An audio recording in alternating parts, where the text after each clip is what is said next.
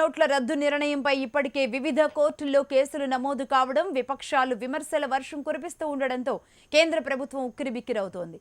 ఎలాంటి చట్టం, ఆర్డినెన్స్ లేకుండా కేవలం నోటిఫికేషన్ ద్వారా రాత్రికి రాత్రే నోట్లు రద్దు చేయడాన్ని తీవ్రంగా తప్పుబడుతున్న విపక్షాలు 3 వారాలుగా పార్లమెంటును స్తంభింపజేస్తూ ఉండటంతో కేంద్రంపై ఒత్తిడి పెరుగుతోంది.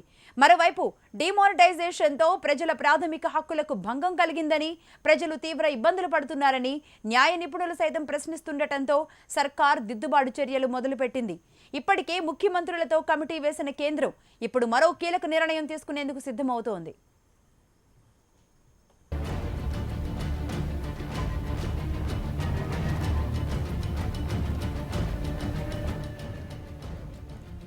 ఆర్బీఐ చట్ట ప్రకారం గెజెట్ నోటిఫికేషన్ ద్వారా నోట్లు చెల్లుబాటు కాకుండా నిర్ణయం తీసుకునే అధికారం కేంద్రానికి ఉంటుందని, గతంలోనూ ఇదే విధంగా 2 సార్లు నిర్ణయాలు తీసుకున్నారని ప్రభుత్వ పెద్దలు అంటున్నారు. అయినప్పటికీ ముందు ఎలాంటి తలనొప్పులు లేకుండా చూసేందుకు కేంద్రం పావులు కదుపుతోంది.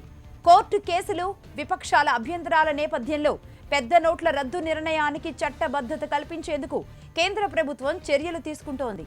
నోటిఫికేషన్ ద్వారా పెద్ద నోట్లను వెనక్కి తీసుకునే సర్కార్ ఇప్పుడు పార్లమెంటులో చట్టం చేసేందుకు పావులు కదుపుతోంది. ఆర్బీఐ చట్టాన్ని సవరించడంతో పాటుగా వచ్చే బడ్జెట్ సమావేశాల్లో బిల్లు పెట్టేందుకు రంగం సిద్ధం చేస్తోంది. చట్టం చేయడం ద్వారా ఇటు న్యాయపరంగానూ అటు విపక్షాల నుంచి ఇబ్బందులు లేకుండా చూసుకునేందుకు స్కెచ్ వేస్తోంది. అయితే పెద్ద నోట్ల రద్దుకు సంబంధించి చట్టం చేయడం తప్పనిసరి అని, అందుకే కేంద్ర ప్రభుత్వం ఆ దిశగా చర్యలు తీసుకుంటోందని న్యాయ నిపుణులు అంటున్నారు. కేవలం గెజెట్ నోటిఫికేషన్తోనే నోట్లను రద్దు చేయడం చట్ట విరుద్ధమని గుర్తు చేస్తున్నారు.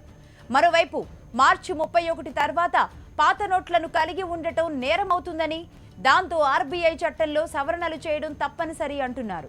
అయితే ముందు ఎలాంటి తలనొప్పులు రాకుండా కేంద్రం అడుగులు వేస్తోందన్నమాట.